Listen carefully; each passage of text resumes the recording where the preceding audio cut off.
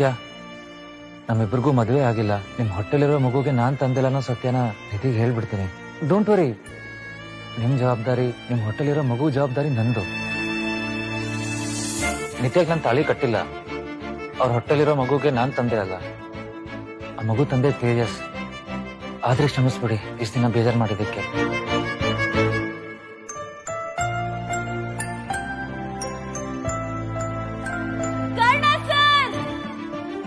ನಾವು ಕಳ್ಕೊಂಡಿದ್ದೆಲ್ಲ ವಾಪಸ್ ಸಿಕ್ಕಿದೆ.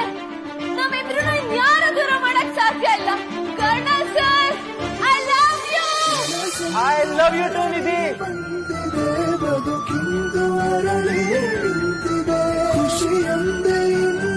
ಹೌದು ನಿಧಿ, ನಮ್ಮನ್ನ ಯಾರ ಕಡೆ ದೂರ ಮಾಡಕ್ ಸಾಧ್ಯ ಇಲ್ಲ. Karna sir, will you marry me?